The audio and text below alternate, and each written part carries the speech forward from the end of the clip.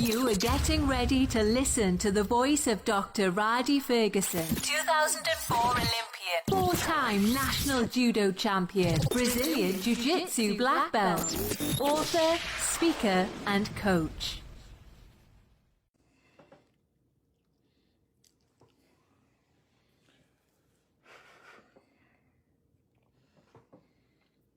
Welcome to another edition of Coffee with Rhadi. This is Dr. Rhadi Ferguson, 2004 Olympian, four-time national judo champion, Brazilian Jiu-Jitsu black belt, author, speaker, and coach. And today, I actually need your help.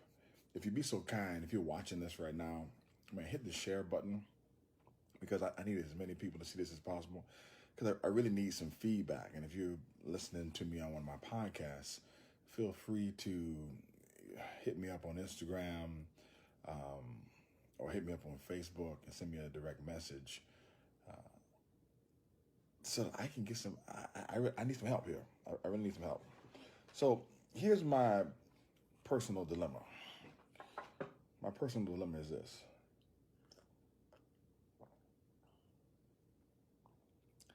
I have been either teaching or coaching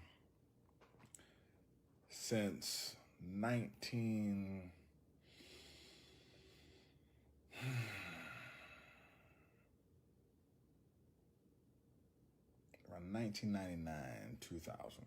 All right. Really did my, you could say, official teaching in 2001 when I did my student teaching when I was in my education program at Howard University. And then I took a job as a volunteer strength and conditioning coach at University of Maryland. Then I became an assistant strength and conditioning coach at Towson State University. So if you want to get really official,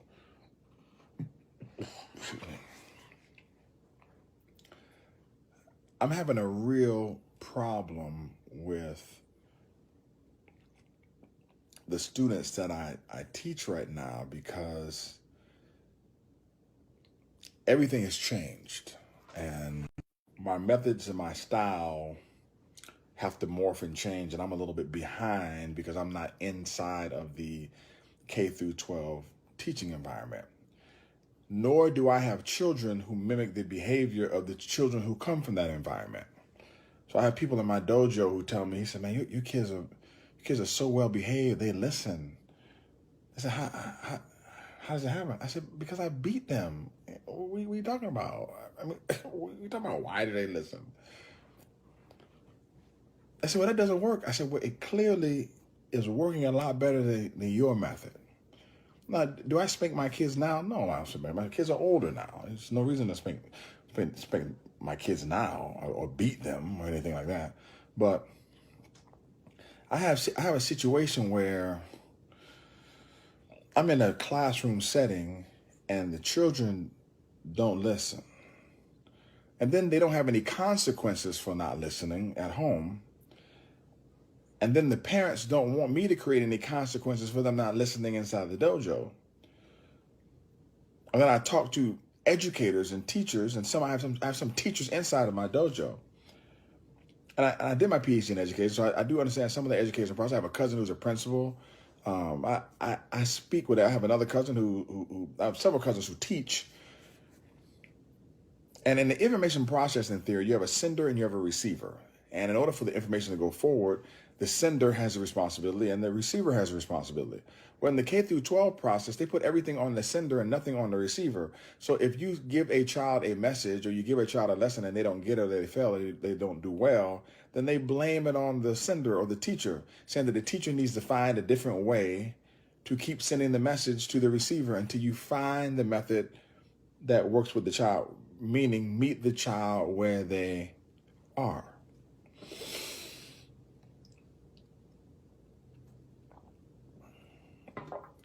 That is a great methodology. Every method has its issues or hangups. The issue or hangup with that is that there's no onus on the receiver to ever get the message. They sit back and wait to be spoon-fed because you can't allow them to fail.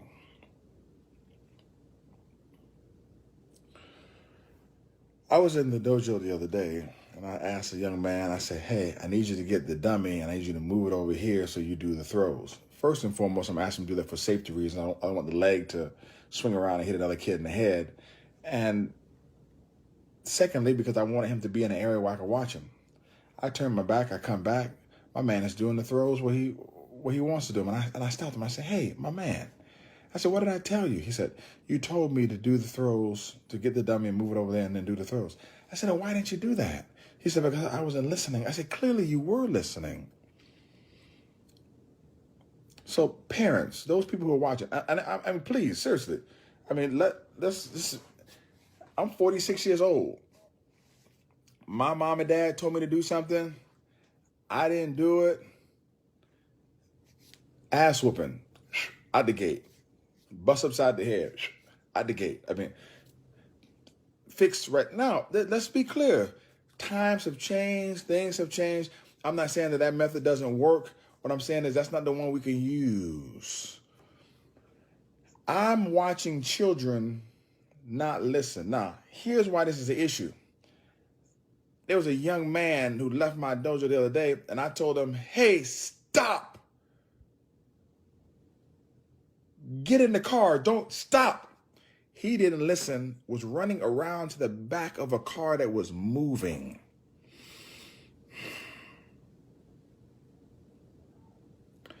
Mom asked him, why didn't you listen? He says, because I wanted to get in on my side. Now listen to this now. Listen. Listen now, listen. All this stuff is cute and it's fun and all that stuff until a situation happens, somebody loses their life because they're not listening. Or you take your child who's not trained to listen and he decides to go into the military and he wants to bring those behaviors they're not listening in at the wrong time. Or you tell somebody to run to the left and they run to the right in a football game and somebody blitz and somebody gets hurt or gets their neck broken. See, it's all fun and games. Now, I'm challenging you because I need to hear some feedback. I need somebody to give me some feedback because you all who do not discipline your children, you all who do not spank your children, you all who do this timeout thing, all you all who do this thing, I need you to help me. I need you to help me because you're making an assumption that I have the same amount of time that you do. And I'll be honest with you, most of y'all on here, my time is worth more than your time. So I don't have all that time to be talking to Johnny 4 and 5 and 6 and 7 and 8 and 9 and 10. And I don't have all that time. I don't have time to tell your child the same thing over and over and over and over and over again. I don't have that time. No, nor should anybody be. Nor should it be incumbent on anybody to continue to talk to your child over and over again because you have a process inside of your house that doesn't allow your child to listen. So help me, not only help me, help others who are like me, the people who teach your children. Your undisciplined and unruly children. Your children who don't listen. Your children who don't follow directions. Your children who don't follow instructions. Your children who you make excuses for and say, well, they're just kids. Those children, please teach us what we're supposed to tell your children because clearly they're not listening to you. So how in the hell are we supposed to get them to listen to us? Give me some advice. Somebody write something in here. Do something. I'm looking for something. But because I'm really having a problem. I need to hear it. Because here's the thing. See, got a piece of gum stuck. Everybody who, if you look at education, the only people who are screaming for inclusion are the people who are normal or the people who need help. They want to be included in the normal distribution. The people who believe that they're talented and gifted, they're trying to move to the talented and gifted space, or they're jumping out and going into a private school because they don't want to be bothered.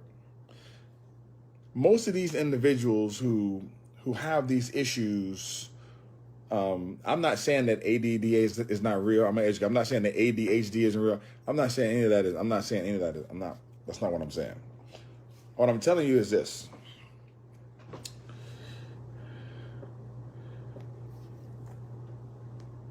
And it was I believe it was in Sun Tzu's Art of War, when Sun Tzu talked about it. And they asked him to file in the ranks. And they were giggling and laughing, and then somebody cut somebody's head off. And after they cut somebody's head off, then everybody about face, everybody moved the right way, and all the giggling and laughing stopped. Why? Because there has to be some consequences for behavior. Now, if we look in the behavioral modification space, in terms of education, there has to be some aversive stimulus that is provided to change behavior. You all don't want to provide an aversive stimulus. I understand talking to children. I'm with it. I'm 100% with it.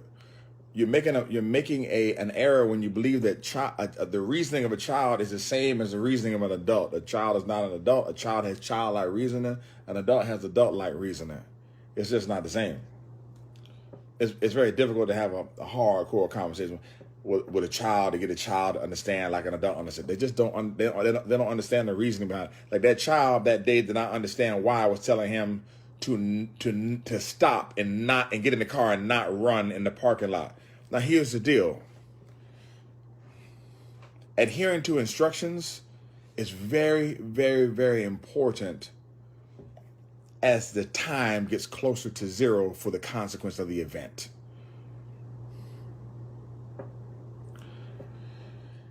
If you don't listen to something and something happens right away because you didn't listen, we didn't have time to tell you 2 and 3 and 4 times. So the lesson that we were getting when we were young was there might be an issue that somebody tells you something and you don't have time to go back and fix it. So when somebody says something now, it is important now, because they wanted it done 5 minutes from now. They ask for it 5 minutes later.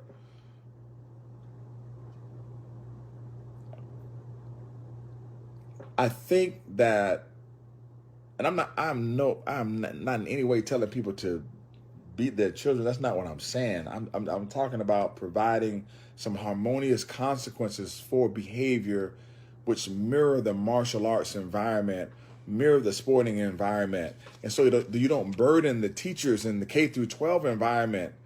And listen, but some of your children are unruly, man. Some of your children are unruly. Nobody wants to hear their children. Listen, your children are ill-mannered. Your children are unruly. They get in between adults when adults are talking. They don't say, excuse me. I can't tell you the amount of time. I was at a tournament last weekend. The kid brushing past me at a tournament. I had to grab the kid and move him back and say, hey, man, you need to say, excuse me. I was at the YMCA a few years ago. I'm in line to register my son for the YMCA camp, maybe about 3-4 years ago. Kid just bumps past me, so I grab the kid and move him back. His mom says, don't you put your hands on my son. I said, and if I put my hands on your son, then what? I said, exactly what are you going to do? I said, ma'am, your child needs to learn how to say excuse me. Well, I can tell him. I said, well, we don't have time for that. I told him to say excuse me, and I moved him back. So what would you like to do about it now? Your child is ill-mannered, ma'am, and so are you. Now, everybody doesn't like that approach. I don't care if you like that approach. What I'm not going to do is that your 5, 6, 7, 8, 9, 10, 11, 12, 13-year-old bump me or bump the young lady down with, or bump some old lady, or bump some elderly man and almost knock them down because they feel like they're in a hurry without saying excuse me. Your children do not say please. Your children do not say thank you. Your children answer with heart and what, and they say yeah instead of yes and no. You ask your children to do stuff, they say no. Like it is unbelievable. Man, let me take a drink. It is unbelievable. And I need some of you to give me some, and it works amazingly. I absolutely love this about our school. What'd you say? Parents, oh my God, parents make so many excuses for their children.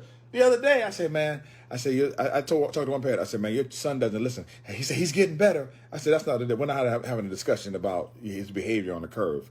We're having a discussion about him not listening. I said, he doesn't listen. And how are you going to help me to help him listen? What are some of the comments I got here?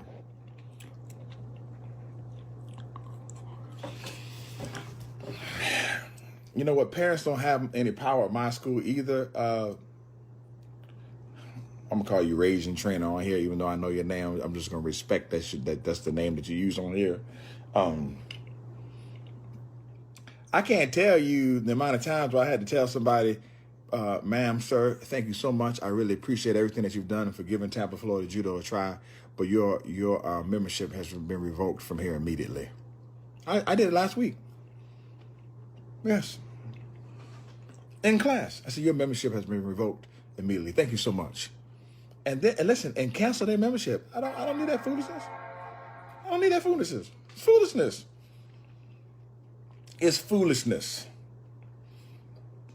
I had one parent. Now, understand this now, Roger. Okay, understand this now.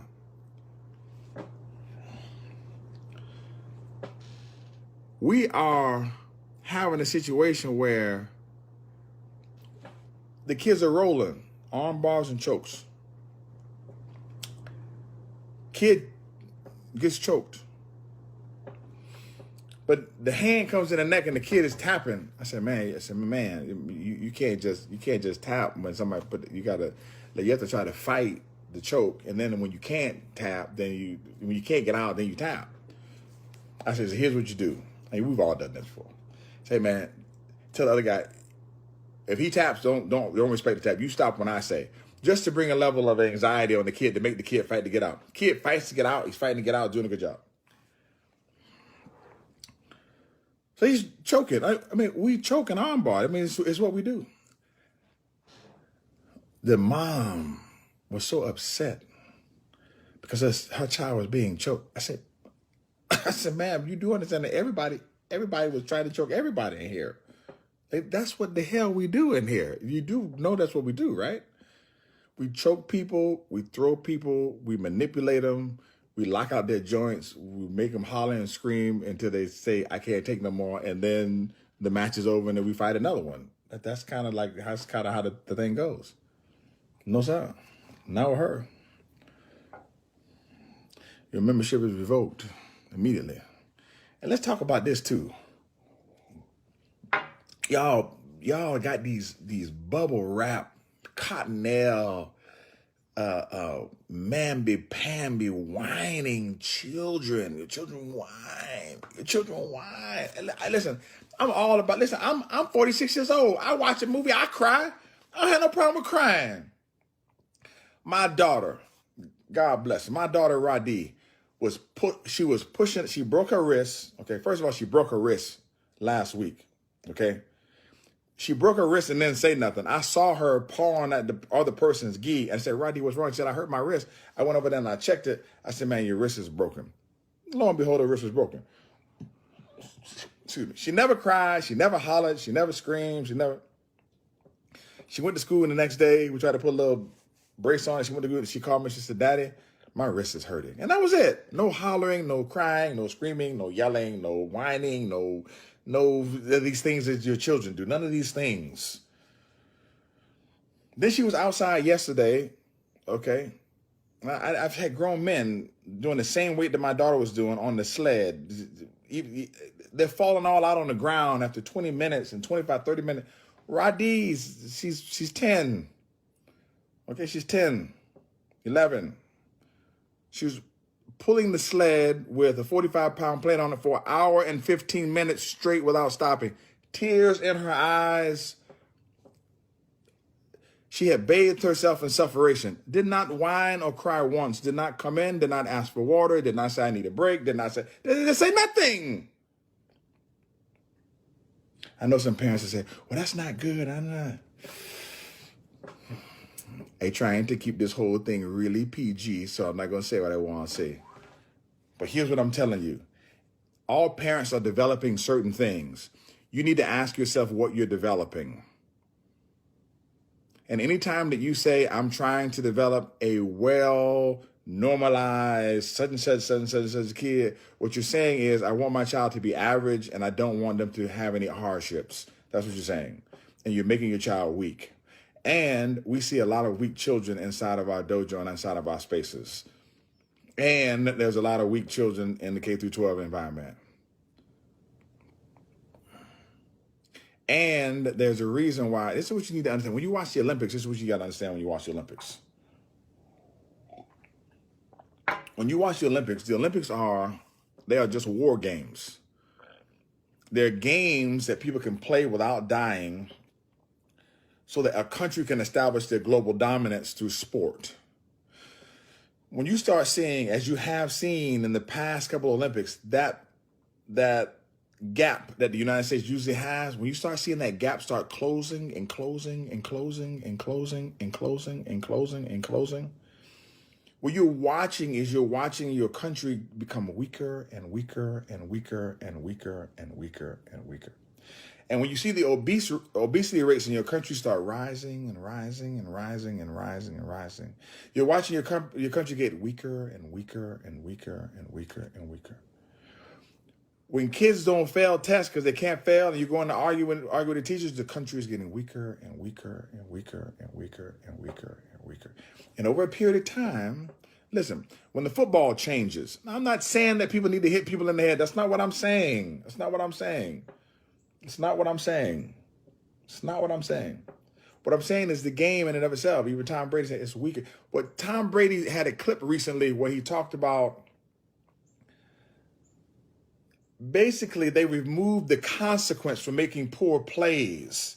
Like the quarterback holds onto the ball too long and then they penalize the defensive player. The quarterback leads the receiver the wrong way. They penalize the defensive player. He says, so the quarterback never really learns consequences for poor plays. Basically, we are removing consequences for poor behavior. You all are removing the consequences for poor behavior. And thus, you're actually rewarding poor behavior. I need somebody to tell me, what are you all doing at home to aid and help out the people who you send your children to during the day when your children are unruly? Talking back. I mean, ridiculous. I've never seen this. Like, I'm 46.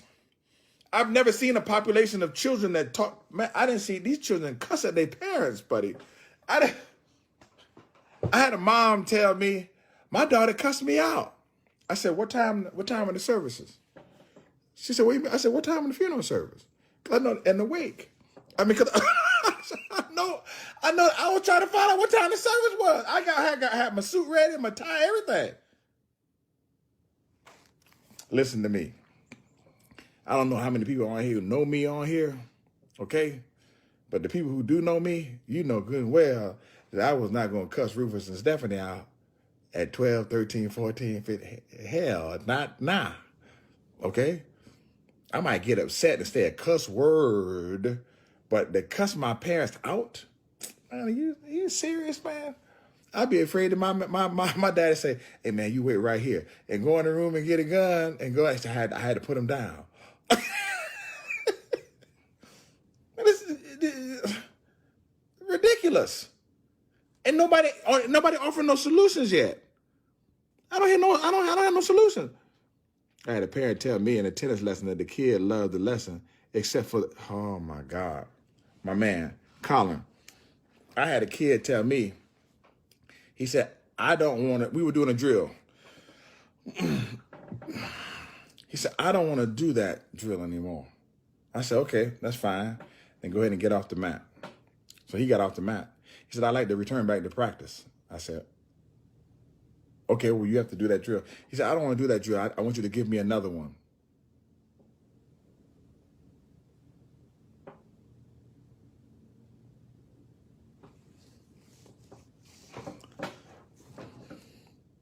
These are real stories.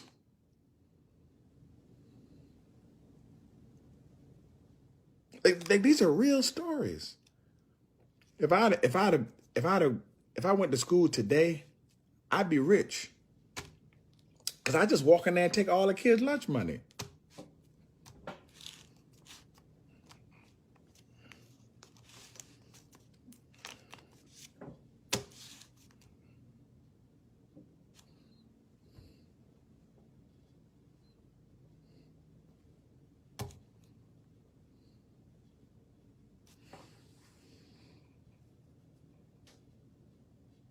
Yeah, Herman, you need coffee too, man. You need coffee too. So listen, check me out on this.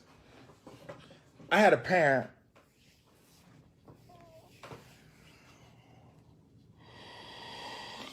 Had a parent come to me. I've had several parents come to me. I get it. I'm a martial arts instructor, okay? I'm also a teacher, all right? I'm a martial arts instructor, I'm also a teacher. So they said, my child is getting bullied. Okay. Right. I said, why is your child getting bullied? He said, what do you mean? I said, well, why is your child getting bullied? They said, well, I don't know. I said, hey. I said, you know. I said, just think about it. The lady said, they're picking on my child because he's weak. I said, ma'am, I want you to say that again, please.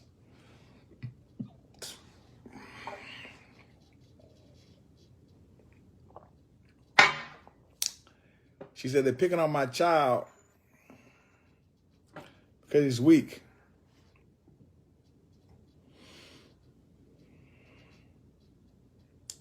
I said, ma'am, so why is your child weak? The lady got quiet. I said, ma'am, I think that's a question that you need to ask yourself. I said, how does your child put themselves in a posture for them to get bullied? I said, because out of all the kids in that classroom, I said, there's some kids that you're just not going to bully. And there's some kids that you are going to bully. I said, now all that I do in here is I don't change the way that your child looks. I don't make them any taller. I don't make them any bigger. I don't put any muscles on them. All I do is I change how your child feels about themselves. And I give your child what's called confidence. Con, C-O-N, meaning with in the Latin, F-I-D, meaning faith. I just empower your child so that your child moves with faith. I don't make your kid tougher. I help your kid access what he already has inside of him and allow your kid to exude confidence. I said, your household, ma'am, is allowing your child to exude weakness and turning your child into a piece of prey. I said, by default, humans are predators. And I've gone over this before. How do you know the difference between predators and prey? Predators' eyes are in front. Prey's eyes are on the side. So they're always looking around. Predators are just locked on the thing in front because they really don't care about what's going on the side because they're predators. Now, when you start doing this,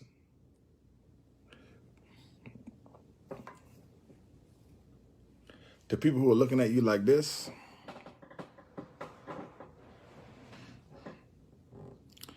you turn yourself into prey. And if you've ever looked at the characteristics of felines, cats in the animal kingdom, if you start running, they'll run after you. But if you turn and run towards them, they'll stop or run away. But the fear in the prey causes the prey to run. Very rarely do you see the two attacking, unless it's two lions when they're attacking each other for the dominance of a pride. One's running towards and somebody's running away. Very rarely have you seen the the prey turn around. But you've seen it. Like you've seen a mouse turn around and face the cat, and the cat starts backing up. They are not built for that. You're not built to be prey. But if you start acting like prey, then the predator will pounce. All of us, the people who are my age, all of us have been in grade school or middle school and have seen that little small kid who wasn't going to take nobody's ish. And the big guy tried to pick on him, and he listened.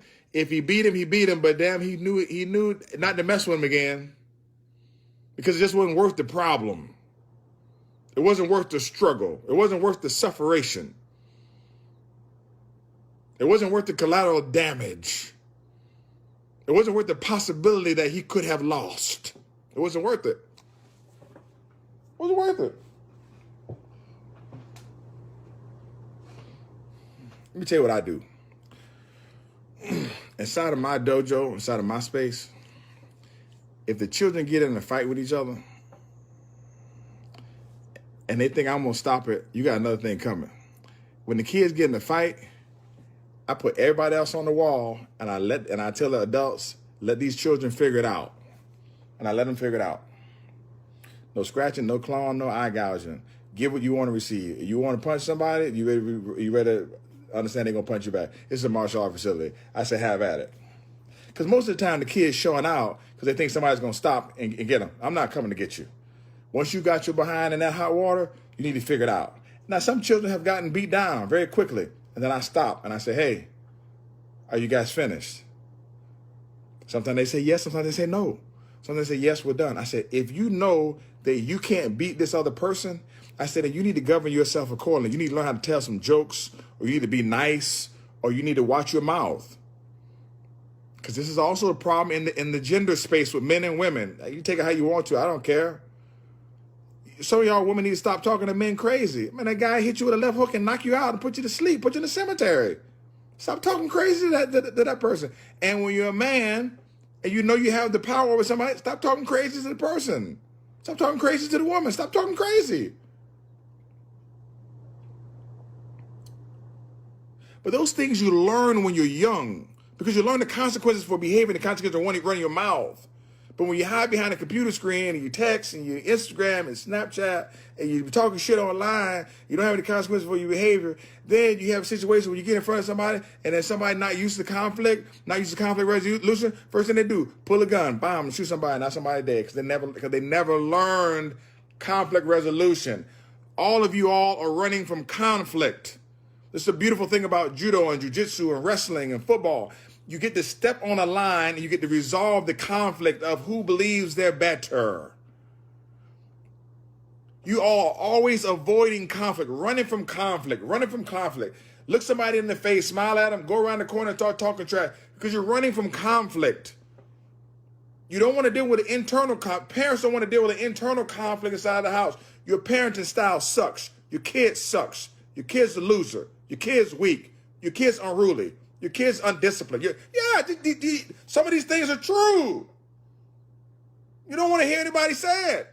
Man, come talk to me. I'll pull you aside. I say, hey, man, ma'am, sir, your kid is weak, they're unruly, and they're a loser. And they can change that tomorrow. Because winning or losing is just an adjustment of attitude. But the attitude that they have right now is a losing attitude. They're going to lose in life. They're losing on the mat. They're losing everywhere. They're going to lose. And your child's not an A student either because you can't win with this. This is losing stuff. Now, if you like to change it, we can all change it together. But if I do 50% and then you go home and you don't do the other 50%, that's still an F. Because 50% is an F, ma'am. If I do 50%, at least you do 20, at least we could pass the class with a C, pass the class of life. But I'm doing 50% and you doing nothing. You think all you got to do is clothe and feed them. No, you have a responsibility to rear and raise a person who can exist in society, but who can lead. Even if they have to follow, they should have the characteristics to be able to lead because the person who's leading might go down. And if they go down, then what?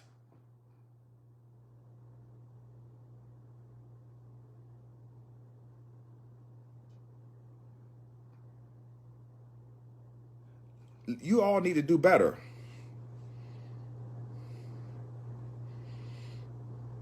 Stop dropping your unruly and undisciplined children off to these people's school and to these people's facility and to these people's churches, and then get upset when they discipline your children.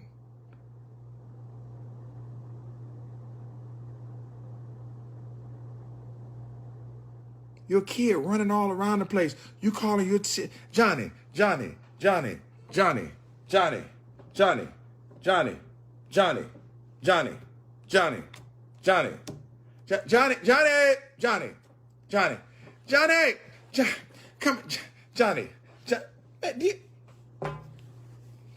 Do you know how ridiculous you look and sound calling that child that many times?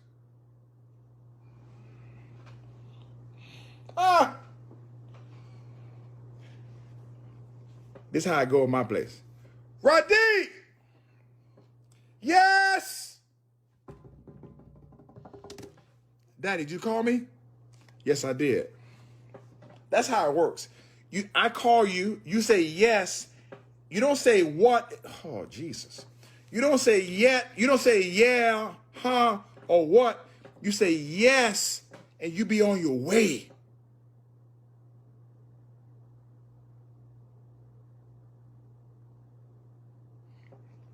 I remember my dad called me one time. I called myself acting like I didn't hear.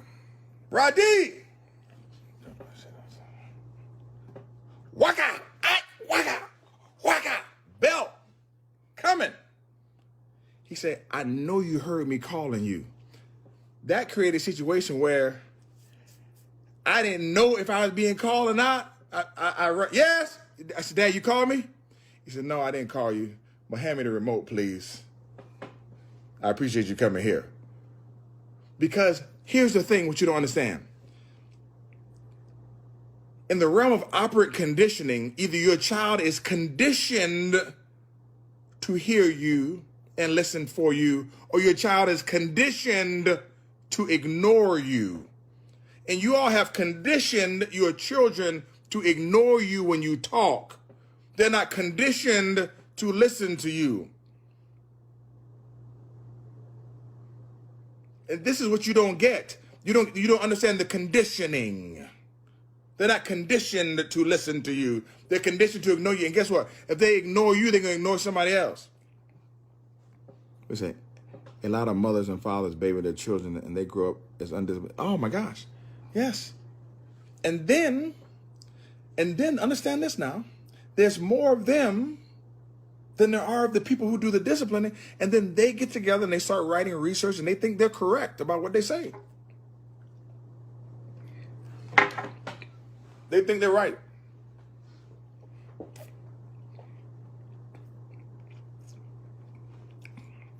The thing that I really like about sport is we had the National Judo Championships this past weekend. And a lot of my parents got to see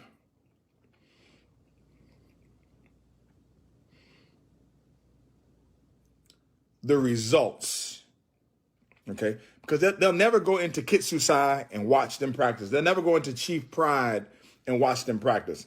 They can see some of my students practice. They can see Rhadi, they can see Rufus, they can see McKenna, they can see these people practice, and they wonder why these people are doing so good and everything is going on. At the end of the night on Tuesday in practice, I had Rhadi and McKenna out front. Now, Rhadi hurt her wrist 2 days before we went to nationals. I normally wouldn't let her get her medal, but she went in there, did 2 walk-offs and got her medal. But Rhadi had trained for 9 weeks. And those who know me and follow me on social media, you watch Rhadi up at 5:30 in the morning training. I didn't mind her getting her medal because she did the work. And I'm praising efforts more than I'm praising effort more than I'm praising medals any day of the week. But at the end of the class, I told the children that are the same age as Rhadi, all the 8, 9, 10, 11, and 12 years, same age as Rhadi and McKenna. I said, do you all know the difference between these two children up here and you all? They said they work harder. I said, no, it's not just that. said, they don't work harder. They do the work. I asked them to ask McKenna what time she gets up in the morning. She says, about 6:15, 6:30. Then I do my workout, then I go to school. Ask them what time Rhadi wakes up about 5:30, 6 o'clock. Then I do my workout, then I go to school. Now, all those other kids, 8, 9, 10, 11, 12, they're in the bed sleeping. They're chilling. They're normal. They're normal kids. They're normal. There's nothing more sad than having the opportunity to be great and choosing to be normal. That's the disservice. Many of you parents are doing your kids a disservice. You suck as parents. I don't care if you feed them. Listen, you suck. I'm telling you suck because I see the fruit of your labor. You suck as a parent. Your kids don't say please. You suck. Your kids don't say thank you. You suck. Your kids got to get called 3 and 4 times. You suck. Your kids don't listen when somebody's called. You suck. You suck as a parent. You suck. You need help.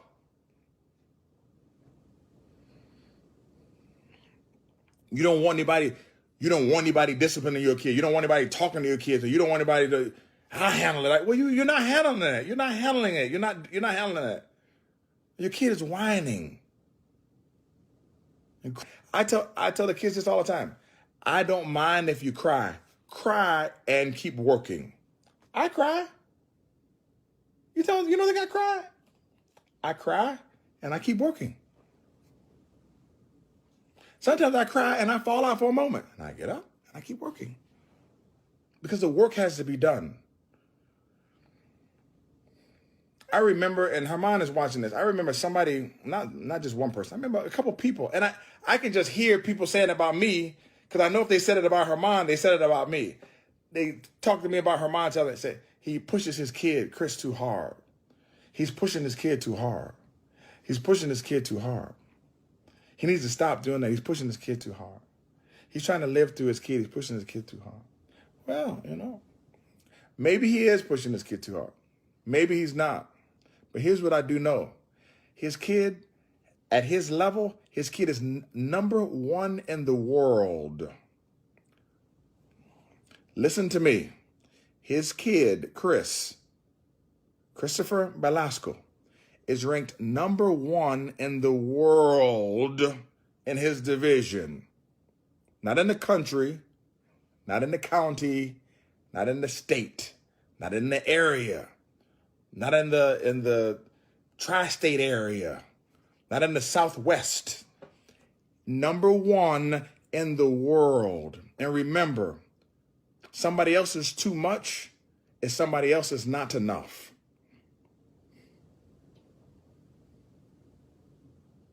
I remember the day when Rufus told me, Daddy, I don't want to do judo like that anymore. And the reason being is because when you do judo, you're trying to be number 1 in the world. Oh my gosh, it's easy to be number 1 in the state. I got 4th at state. I got 2nd at state. I got 2nd. Yeah, we laugh at that. We actually think it's a pretty funny deal because in judo, we're talking about I got 3rd at Pan Ams. I got 3rd at the Pan American Championships, not 3rd at the states. I'm a state champ. That's nice, man.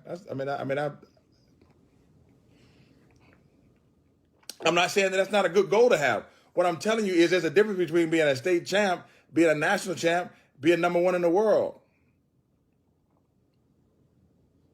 There's a difference. When I left the Olympic Games, I left at the round of 16. I mean, I was one of the 16 best players in the world on my way to be. Yeah, would I have liked to be number 1? Yes, I would have. But most people on the planet have never tried to be best in the world at anything.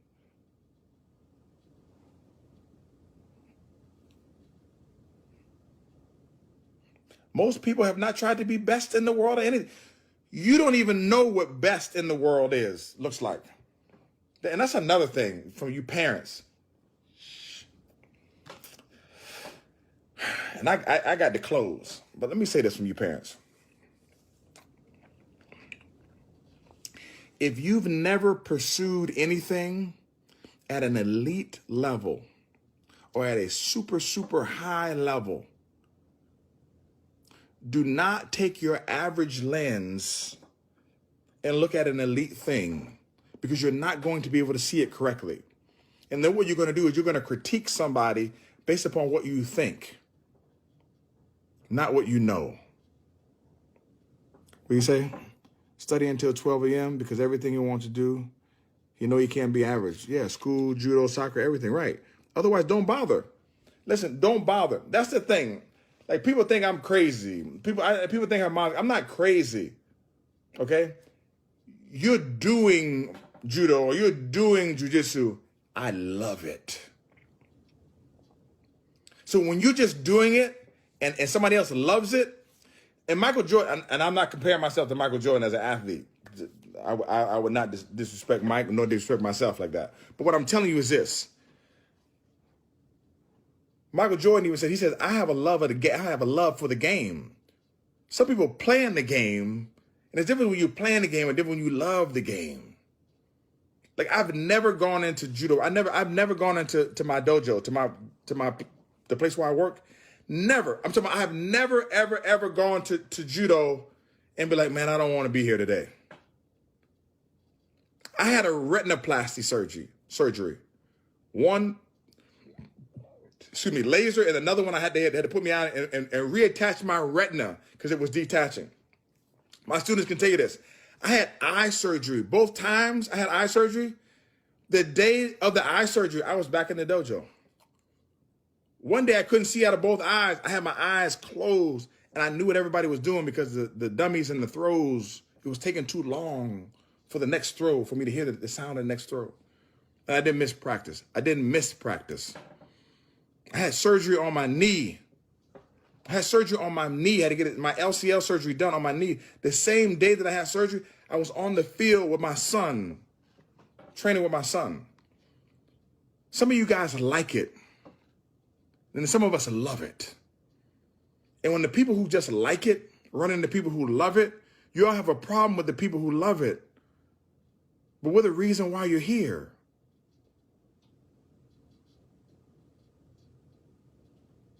And the people who love it do it at a different level. They live life at a different level.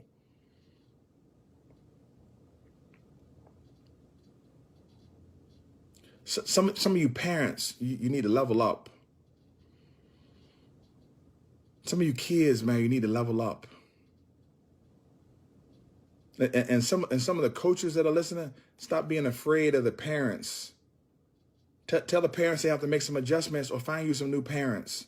Because you're not doing the parents any good, and you're not doing yourself any good. And the people who run these martial arts facilities, and they got these 30-minute classes, and they play games with these kids, and they don't teach the kids any real life skills or anything, and they're patting them on the back and letting them still, suck on the titty and get breast milk. Listen, you're fraudulent. You teach a martial art, and the word martial means warlike. It doesn't mean we're preparing for war, but it means it's a warlike type of preparation. You need to prepare these kids for life. That requires mental, physical, and emotional readiness. And it's not easy. And there's some trauma that goes along with it. And it won't look nice all the time. 8 5-minute rounds of Tachiwaza, and then 6 4-minute rounds of Newaza, and then 4x10 throws on the crash pad, and then ropes at the end. That's not fun for anybody. A couple of people are gonna vomit. A couple of people are gonna be outside. A couple of people are gonna have heat exhaustion. That's just how it goes, man. And some will make it, and some won't. And that's how everybody's not supposed to make it.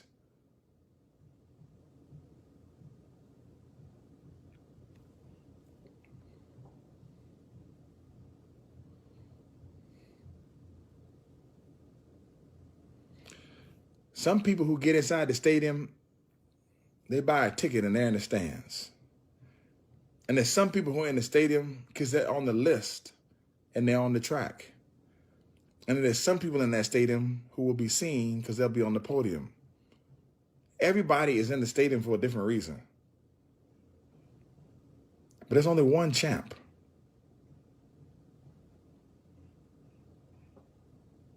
There's only one. And a lot of you think that you have all the time in the world, and you don't. The time that you need to get it right, you need to get it right today. I know today's Coffee with Rhadi was a little bit of a rant, but listen, I'm going to tell you, some of you parents need to do a better job. That's just a fact. That's just a fact. Your children are whiny, they're unruly, they're crybabies, and they're disrespectful.